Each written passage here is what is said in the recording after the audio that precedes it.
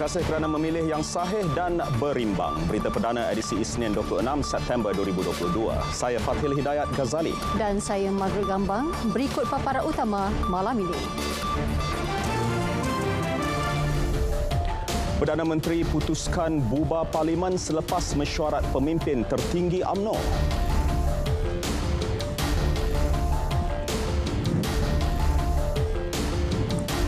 Bank Negara perkenal kawalan tambahan institusi kewangan perkukuh pelindungan terhadap jenayah siber.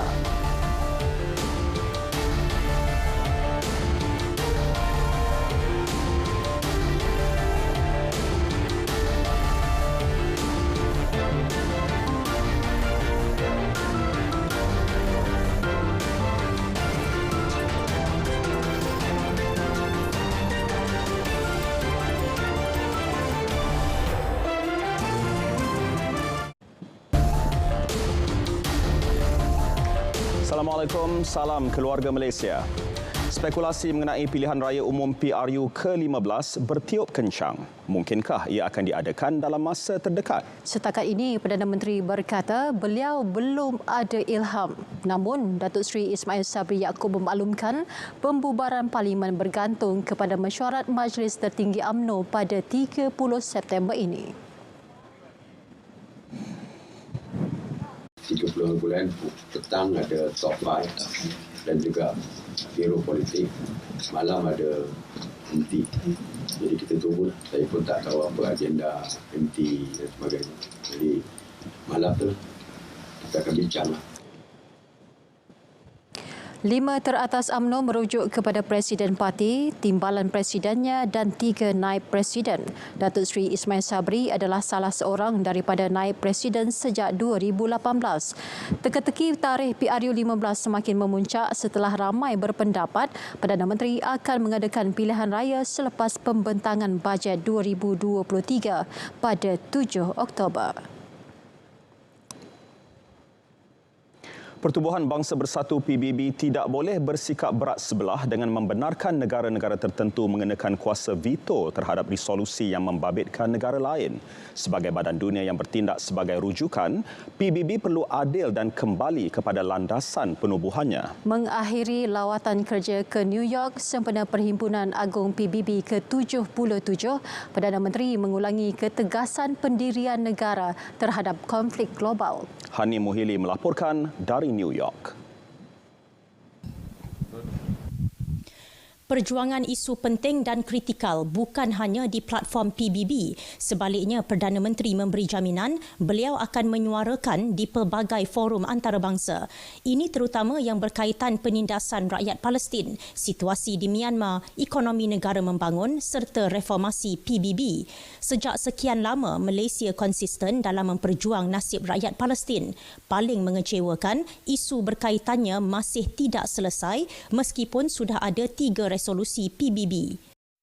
Malaysia secara terbuka melabelkan Israel sebagai apartheid. Jadi ini saya kira merupakan satu statement yang, kenyataan yang paling tegas pernah dilakukan di peringkat antarabangsa apabila kita melabelkan Israel sebagai apartheid. Mengenai krisis politik di Myanmar, Perdana Menteri menegaskan komuniti antarabangsa perlu segera bertindak. Namun PBB seolah-olah lepas tangan dan menyerahkan kepada ASEAN untuk menyelesaikannya. Rujukan setiap isu besar yang berlaku di negara masing-masing, rujukan terakhir adalah Pertubuhan Bangsa-Bangsa Bersatu. Jika Pertubuhan Bangsa Bersatu gagal untuk menyelesaikan isu yang berkaitan dengan negara-negara lain, negara-negara di dunia, jadi kewajaran wujudnya PBB itu agak kurang. Jadi apa perlunya kita ada PBB kalau setakat setahun sekali untuk datang berucap mewakili negara, tetapi bila timbul isu besar yang perlu diselesaikan oleh negara tapi mereka tidak dapat melakukan apa-apa. Jadi Piagam PBB dan undang-undang antarabangsa wujud untuk menggalakkan penyelesaian damai bagi pertikaian antara negara. Kedua-duanya menetapkan hak sesebuah negara dalam mengejar kepentingan diri. Berdasarkan prinsip itu, Malaysia menentang pencabulan undang-undang antarabangsa, termasuk prinsip kedaulatan dan integriti wilayah sesebuah negara. Memetik kenyataan negara oleh Perdana Menteri sempena Perhimpunan Agung PBB ke-77. Masalah yang paling besar di badan dunia itu adalah majlis keselamatannya. Kuasa veto seringkali disalahgunakan untuk memihak kepada kuasa dunia tertentu. Ia jelas tidak demokratik dan melanggar prinsip asas demokrasi. Ini menyebabkan konflik yang berlaku tidak dapat diselesaikan oleh mana-mana wakil tetap majlis tersebut. Selaras dengan prinsip satu negara satu undi, Malaysia berpendapat sekarang adalah masanya kuasa veto dihapuskan. Sebagai organisasi yang membawa semangat dan lambang demokrasi kepada dunia, PBB perlu kembali kepada landasan penubuhannya. Tindakan pengasingan sesebuah negara daripada pertubuhan antarabangsa bertentangan dengan prinsip multilateralisme dan menghalang dialog. Hani Muhili, New York, RTM. Selepas mengakhiri lawatan kerja ke New York, Perdana Menteri tiba di Abu Dhabi. Ketibaan beliau bersama delegasi pada 8.25 pagi waktu tempatan adalah bagi lawatan kerja 4 hari ke Emiria Arab Bersatu UAE. Ketibaan Datuk Seri Ismail Sabri disambut Menteri Tenaga dan Infrastruktur Suhail Muhammad Al-Mazrui, Duta UAE ke Malaysia Khalid Ghanim Muhammad Al-Ghaith dan wakil daripada Kementerian Hal Ehwal Presiden UAE. Perdana Menteri jadual melawat syarikat minyak nasional Abu Dhabi ADNOC sebelum ke Istana Mina untuk menghadap Presiden UAE Saih Mohammed bin Zayed Al Nahyan. Dalam pada itu, Perdana Menteri akan menyaksikan pertukaran memorandum perjanjian MOU antara Runhill Utilities dan Syarikat Tenaga Masa Depan Abu Dhabi PJSC Masdar. Ini merupakan lawatan kerja kedua Datuk Seri Ismail Sabri ke UAE sejak memegang jawatan Perdana Menteri. Raja Permaisuri Agong Tunku Hajah Azizah Aminah Maimunah Iskandariah mengumumkan penubuhan Persatuan Artisan di Raja Malaysia. Tujuannya mengiktiraf penggiat seni tekstil, artisan dan penenun tempatan. Penubuhan persatuan itu juga bakal menjadi legasi penting dan berharga untuk diwarisi generasi muda. Today at the symposium, I would like to announce today, with His Majesty's blessing, I would like to announce today the establishment of the Royal Malaysian Society of Artisans.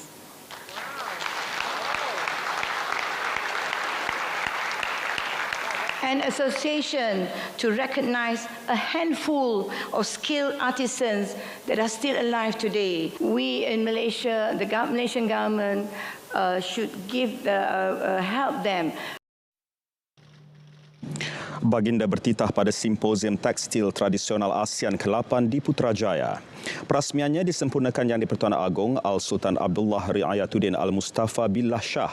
Program 6 hari mulai semalam itu bertemakan Meraihkan Tekstil, sebuah perjalanan yang dianjurkan Yayasan Tenun Pahang Diraja. Usaha bantras aktiviti penipuan kewangan. Bank Negara Malaysia BNM perkenal 5 langkah kawalan tambahan termasuk pengenalan kaedah pengesahan yang lebih kukuh menggantikan penggunaan kata laluan sekali sahaja OTP yang diguna pakai ketika ini. Tegas Gubernurnya Tan Sri Nur Syamsiah Muhammad Yunus, tindakan itu diambil berikutan modus operandi digunakan penjenayah kewangan yang sentiasa berubah. Bank Negara Malaysia dan industri keuangan akan terus dengan teliti memastikan keseimbangan antara keselamatan dengan keselesaan pengalaman atau kemudahan pelanggan. Bank Negara Malaysia juga akan terus memantau dan mengambil tindakan yang sewajarnya ke atas industri keuangan untuk memastikan industri keuangan sentiasa menetapkan kawalan dan standard keselamatan mereka pada tahap tertinggi. Merasmikan pameran. Pelanggan juga akan dihadkan kepada hanya satu peranti mudah alih atau peranti selamat untuk pengesahan transaksi. Beliau berucap merasmikan pameran jenayah kewangan secara maya. Sementara itu, lebih 12,000 kes jenayah penipuan keuangan dalam talian dilaporkan bagi tempoh Januari hingga Julai tahun ini dengan nilai kerugian RM414.8 juta. Jabatan Siasatan Jenayah Komersial PDRM menggariskan 7 bentuk jenayah utama iaitu belian dalam talian, pinjaman tidak wujud, pelaburan dalam talian, Macau scam, African scam, pintasan email dan penipuan SMS. Ketua Polis Negara Tan Sri Akril Sani Abdullah Sani menjelaskan, kelicikan penjenayah siber menggunakan teknologi selain kesedaran masyarakat masih di tahap sederhana menjadi punca kes melonjak.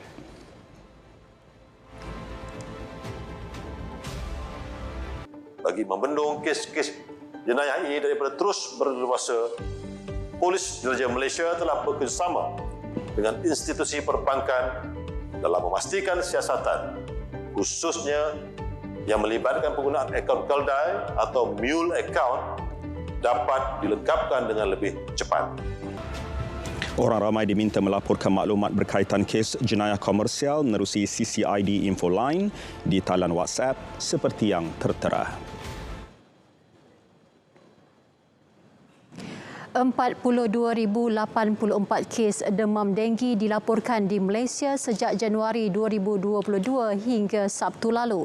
Ia peningkatan 22,661 kes berbanding 19,423 kes yang dicatat bagi tempoh sama tahun lalu. Data Kementerian Kesihatan KKM turut menunjukkan dalam masa seminggu sejak 18 September lalu sahaja 1,500 kes demam denggi dilaporkan. Ketua Penolong Pengarah Kanan Kawalan Penyakit KKM, Dr. Nurhayati Mokhtar memaklumkan cuaca antara faktor yang mempengaruhi peningkatan kes demam denggi di Malaysia. Jangkitan demam denggi ataupun kes-kes yang dilaporkan akan meningkat 2 minggu setelah berlakunya cuaca hujan diselang-seli dengan cuaca panas. Jadi seperti yang kita sedia maklum, apabila hujan, bekas-bekas terutama yang berada di luar rumah akan dipenuhi dengan air hujan, akan menakung air, dan disusuli pula dengan cuaca panas. So keadaan ini sangat kondusif, sangat sesuai untuk nyamuk Aedes membiak. Dan demam denggi merenggut 24 nyawa sejak Januari hingga 24 September 2022, meningkat 11 kes berbanding tempoh sama tahun lalu. Trend kes demam denggi yang kian membimbangkan mendorong Kementerian Kesihatan menganjurkan kempen demam denggi cegah sebelum terkena. Tujuannya meningkatkan kesedaran masyarakat dalam mengekang penularan demam denggi, terutama mengenal pasti lokasi tumpuan pembiakan nyamuk Aedes. Biasanya di lorong belakang rumah, sebab lorong belakang rumah ni jarang diperiksa, jarang kita keluar. Kalau di dalam rumah, kita masyarakat perlu sentiasa periksa lapik pinggan. Itu adalah antara tempat yang sering dijumpai. Kemudian di dalam bilik air, iaitu kemudian lapik penapis air. Itu adalah trend yang sering kali dijumpai lah sekarang. Maklumat mengenainya disebar luas menerusi pelbagai platform termasuk media sosial.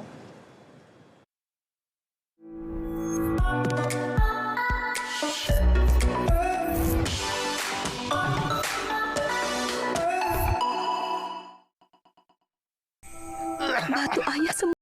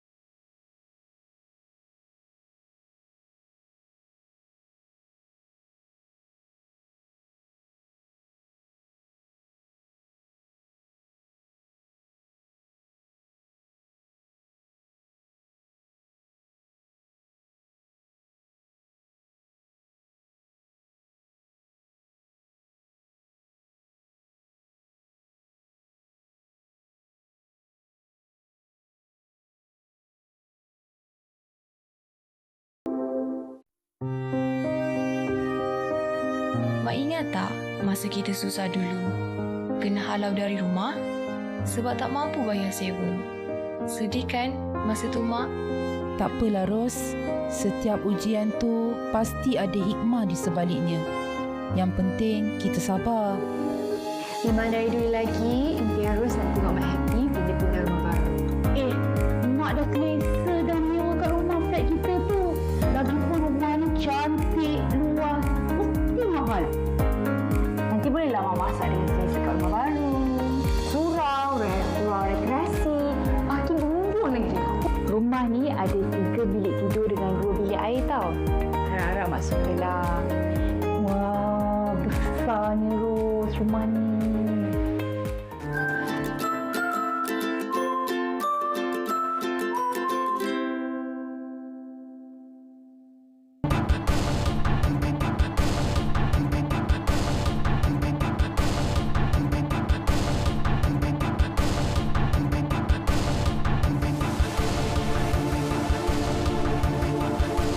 Bersua kembali. Tambah baik daya saing perniagaan negara, Menteri Kewangan Tengku Datuk Seri Zafrul Tengku Abdul Aziz berkata bajet 2023 akan terus memberi fokus kepada sektor perusahaan mikro, kecil dan sederhana PMKS.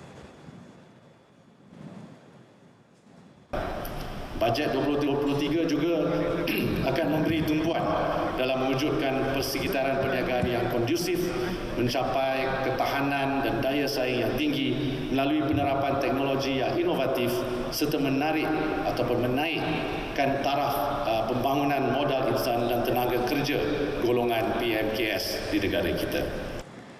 Selain itu, otomasi dan pendigitalan juga akan terus diberi penekanan dalam bajet 2023 bagi membina daya tahan perniagaan PMKS. Tengku Datuk Seri Zafrul berkata demikian dalam majlis menandatangani perjanjian antara CIMB, Credit Guarantee Corporation Malaysia BH Berhad, CGC dan Syarikat Jaminan Pembiayaan Perniagaan SJPP di Ibu Negara.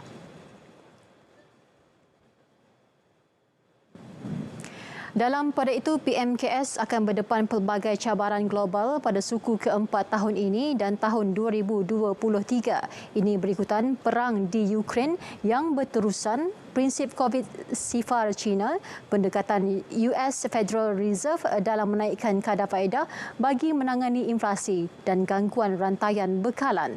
Justru Menteri Kewangan menyeru pemudasyara sektor perniagaan untuk terus membantu PMKS agar kekal bertahan dan bangkit semula.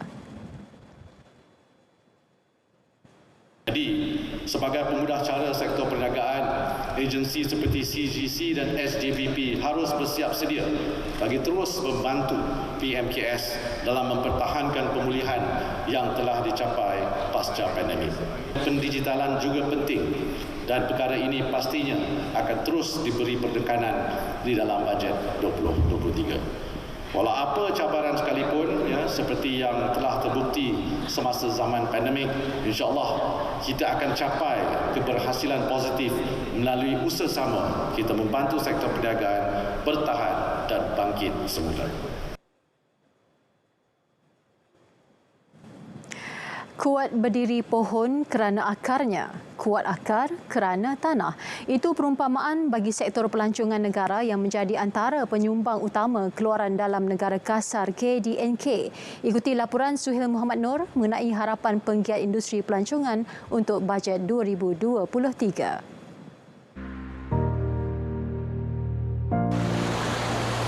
Pelancongan adalah industri perkhidmatan yang melibatkan kepelbagaian sektor ekonomi. Sekarang ini dunia dah baru jadi pelanggan-pelanggan pun dia punya keinginannya pun baru Jadi banyak benda-benda yang kita perlu tingkatkan. Contohnya logistik, in terms of kemudahan infrastruktur. Tak semestinya kita buat benda yang baru, tapi kita perbaiki kan. Dan juga in terms of contents. Pemain industri pelancongan berpandangan langkah pemulihan yang bakal dilaksana perlu mengambil kira keperluan mempromosi Malaysia di peringkat antarabangsa. So harapan kita untuk bajet 2023 untuk kerajaan memberikan satu bajet untuk pemain industri untuk to recover actually. Contohnya macam sekarang dah banyak untuk roadshow pergi luar negara. Saya rasa kerajaan perlu lebih perhatian yang mana ianya perlu dipermudahkan segala urusan. Luluskan mana yang terbengkalai dan dapat mengelakkan benda-benda yang tak baiklah kalau permudah itu. Walaupun keadaan ekonomi belum pulih sepenuhnya, peruntukan bagi promosi pelancongan masih giat perlu dilaksanakan. Yang kedua, kita lihat aktiviti ataupun kita tengok infrastruktur bahagian pengiat industri. Pengiat industri bas-bas pelancong kebanyakannya tidak bergerak lagi. Kita lebih kurang ada 9,000 bas. Bas-bas pencarian ni harus dibaik pulih. Dah 2 tahun tak start bas. Saudara, itu adalah antara cadangan utama untuk bajet 2023. Rata-rata penggiat industri berharap agar kerajaan mendalami dan memahami harapan mereka menjelang bajet 2023. Suhil Muhammad Nur, RTM.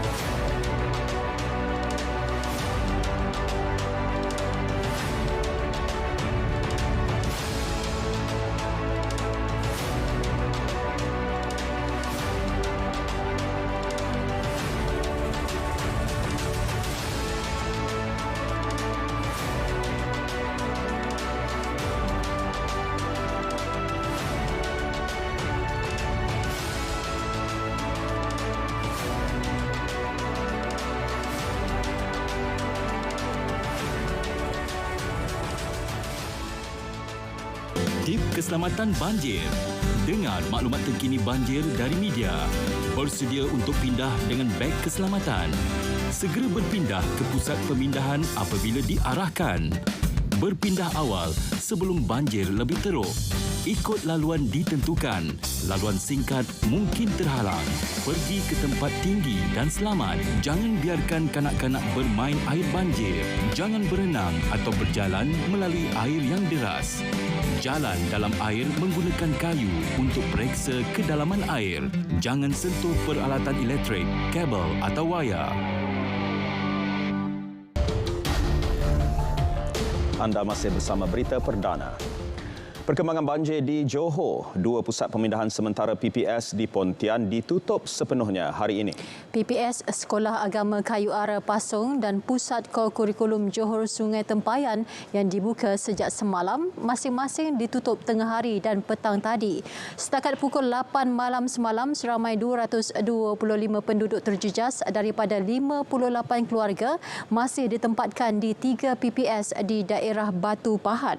2 PPS di Sekolah Menengah Kebangsaan, Sekolah Kebangsaan SK Peserai dan Sekolah Agama Seri Bengkal menempatkan 116 individu. Sementara 109 penduduk berselindung di PPS SK Sungai Suluh. Ice Watch bakal menganjurkan Light Up the Night Run di IOI City Mall Putrajaya pada 3 Disember depan. Pengarah Time Zone Malaysia, Mirzan Mir berkata lebih 7,000 peserta dijangka menyertai acara berkonsepkan fun run dan warna-warni itu. Acara yang masuk kali ke-5 penganjurannya terbahagi kepada 2 kategori iaitu 5 km dan 10 km dan terbuka kepada semua lapisan masyarakat. Laluan larian di sekeliling IOI City Mall Putrajaya juga sesuai untuk ibu bapa yang membawa anak-anak maupun yang berkerusi roda. RM55 or RM150. Light Up the Night Run, so we have a lot of 6 different coloured T-shirts. The idea is everyone to express themselves with their own colour that they choose and to flood all the streets with a lot of colour. It looks like a splash of paint everywhere. Yeah, it's really nice. Anyone can join the run. Anyone at all can join the run. We even have sometimes new mothers pushing their stroller and running at the same time. The spirit is really for families, for everyone. Larian itu bukan sahaja menggalakkan kesedaran aspek gaya hidup sihat, malah memupuk semangat kebersamaan. Pelbagai aktiviti menyeronokkan untuk seisi keluarga turut dijadualkan termasuk program tanggungjawab sosial korporat CSR. Kerana Ice Watch ini adalah satu jenama yang sporty dan juga very colourful dan sebagainya. Jadi kita nak membuat sesuatu is very healthy kan kalau kita tengok running dan sebagainya. Jadi kita encourage jugalah. Satu lagi ialah kali ini kita ada juga support untuk cancer, breast cancer. Jadi untuk bagi awareness kepada semua tentang breast cancer, kita juga ada satu elemen iaitu CSR kali ini. Pendaftaran dalam talian telah dibuka sejak 1 September dan akan ditutup 30 Oktober ini. Apapun yang terjadi pada Piala Raja Thai, pujian harus diberikan kepada Harimau Melaya. Ya, kita ada perincian lanjut bersama dengan Nazri Fahmi dalam edisi sukan. Silakan. Nazri. Kesungguhan Harimau Melaya wajar dipuji. Pasukan dunia bikin Roger Federer kecewa.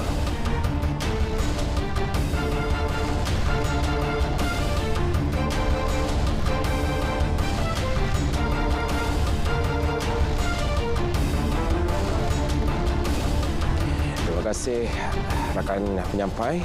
Assalamualaikum dan salam sukan untuk semua. Kita mulakan dengan perkembangan skuad Harimau Melaya. Biarpun gagal menamakan penantian 44 tahun menjana trofi Piala Raja Thailand, usaha yang dipamerkan skuad Harimau Melaya sepanjang kejohanan ini sememangnya wajar diberi pujian. Perkara itu diakui sendiri Ketua Jurulatih Kim Panggon selepas anak buahnya menunjukkan semangat juang tinggi serta kekuatan mental meskipun tewas di tangan Tajikistan pada aksi final semalam. Pada aksi di Stadium Chiang Mai itu, gelaran juara bagi edisi ke-48 terpaksa ditentukan menerusi sepakan penalti selepas kedua-dua pasukan terikat tanpa jaringan sepanjang 90 minit permainan.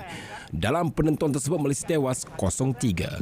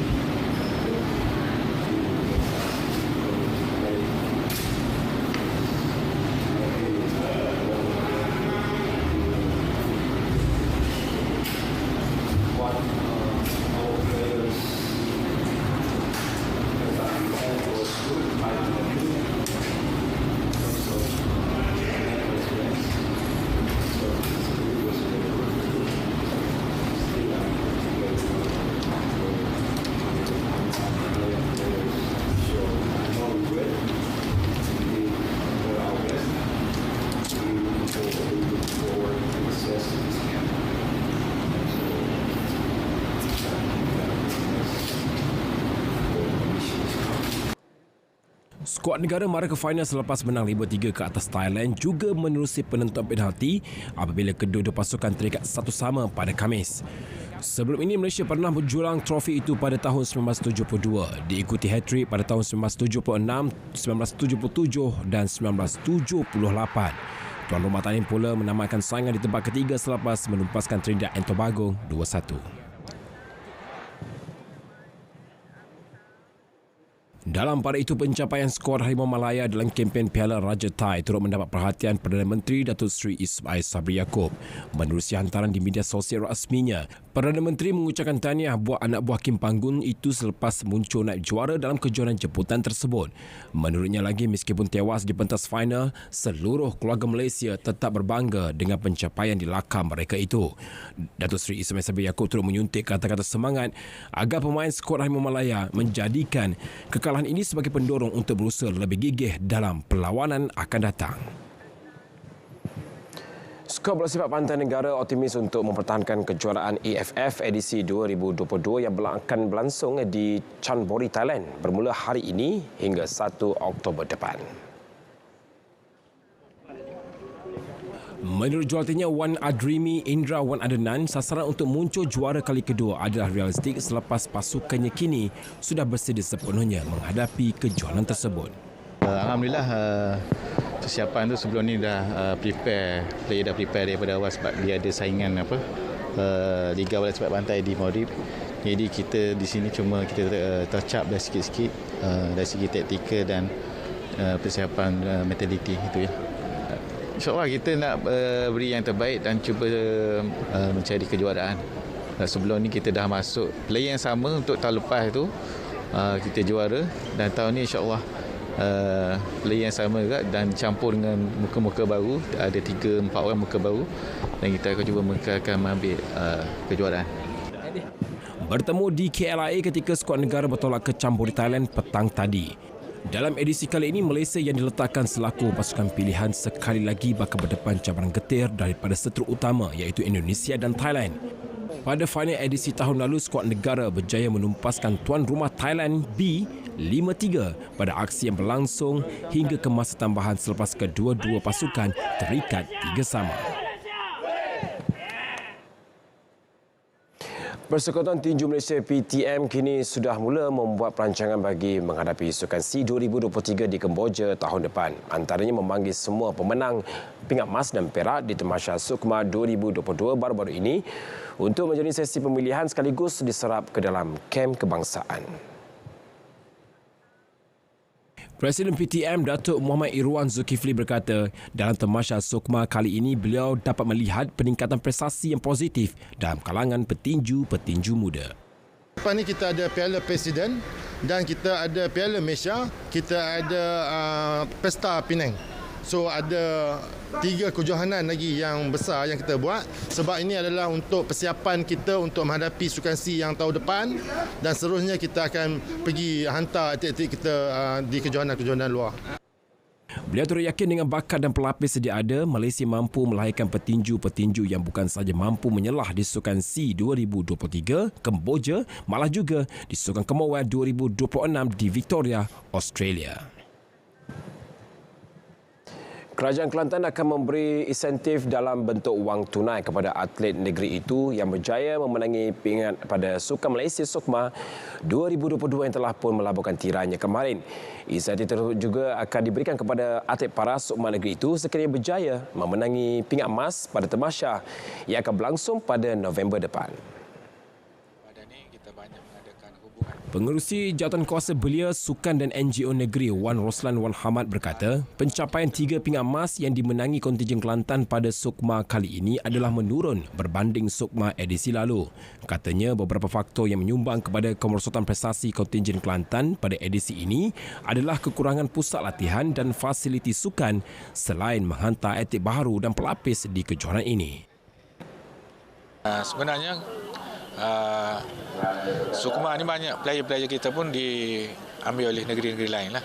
Sebab kita dari sudut perancangan itu kita masih lagi kekurangan bajet untuk kita memberikan alam-alam yang tinggi lah kepada atlet. Beliau berkata demikian kepada pemberita selepas merasmikan perlawanan persahabatan di antara pasukan Naratiwat Thailand menentang pasukan pilihan Kelantan di Stadium Sultan Muhammad keempat Kota Baru semalam. Kita balik ke sukan tenis. Francis Tiafoe muncul wira apabila membantu pasukan dunia menemaskan pasukan Eropah sekaligus menjulang Piala Lever buat kali pertama. Tiafoe menyumbang mata kemenangan tersebut dengan menewaskan bintang Greece Stefanos Tsitsipas dalam acara perseorangan. Tiafoe sebelum ini cemerlang apabila menewaskan bintang Switzerland Roger Federer pada Jumaat lalu. Pemain Amerika Syarikat itu sekali lagi mengulangi prestasi sama dengan bangkit daripada kekalahan untuk menang 1-6, 7-6 dan 10-8 ke atas Tsitsipas. Kejayaan itu memastikan pasukan dunia menang dengan mata 13 berbalas 8. Pasukan junior yang sebelum ini tewas dalam semua 4 edisi lalu memerlukan saingan dari pasukan itu dengan ketinggalan 4-8. Namun, pemain Kanada Philippe Auger-Aliassime berjaya mengejutkan Novak Djokovic sebelum mengejar kedudukan 7-8 dan kemudian berpasangan dengan Jack Sock menewaskan bergu Andy Murray dan Matteo Berrettini bagi mendahului kedudukan 10-8. Kejohanan Piala Lever ini juga merupakan kejohanan terakhir buat Federer yang mengumumkan persaraannya daripada dunia tenis.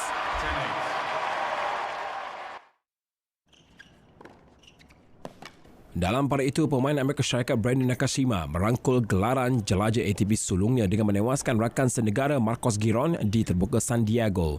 Turun sebagai pilihan kelima, Nakashima dilihat lebih mendominasi permainan dan menutup aksi final dengan kejayaan 6-4, 6-pas ke atas Giron yang juga pilihan ketiga.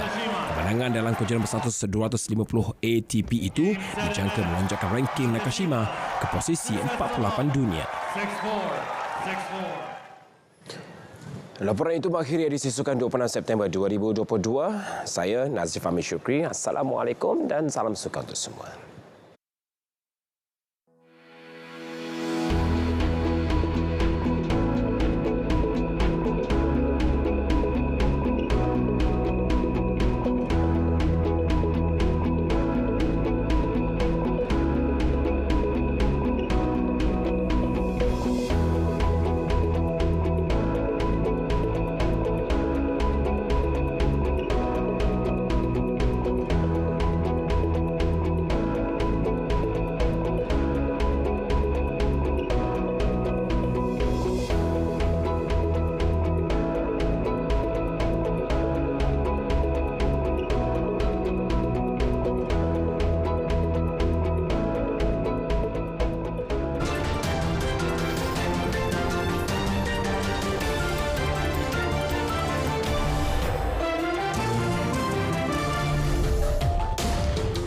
Nilai persahabatan ni boleh dizahirkan dengan pelbagai cara. Dan kisah yang akan kita saksikan sebentar lagi ini mengenai dua warga emas yang hari-hari berpimpin tangan ke masjid. Jom kita saksikan dalam paparan hashtag malam ini. Gelagat dua warga emas ini yang berpimpin tangan berjalan ke masjid tular di TikTok. Ini berikutan salah seorang warga emas itu merupakan bapa pemilik akaun TikTok berkenaan yang mengalami masalah penglihatan. Menurut gadis itu, sahabat bapanya akan menunggu di halaman rumah sebelum berjalan berpimpinan tangan dengan bapanya menuju ke masjid.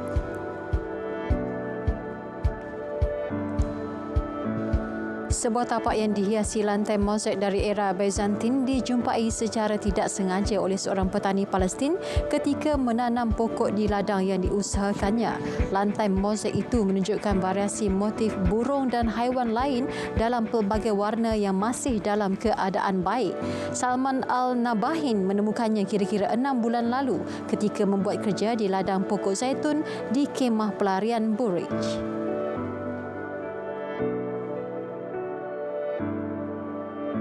Ini pula cerita makanan eksotik, cengkerik semakin popular dalam kalangan penduduk Thailand. Ini setelah sebuah restoran terkemuka di Bangkok berjaya membuat kelainan menginovasi hidangan berasaskan serangga berkenaan untuk lebih mesra pelanggan katanya. Diambil terus dari ladang, restoran berkenaan bukan sahaja menyajikan menu burger, malah hidangan istimewa lain seperti sausage, berbola, biskut dan butter naga yang turut menjadi pilihan pelanggan.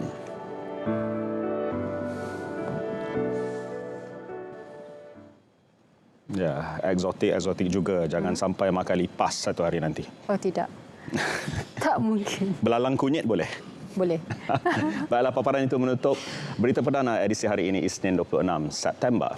Ya, dapatkan perkembangan sahih sepanjang masa melalui portal berita rtm.gov.my. Assalamualaikum. Salam keluarga Malaysia.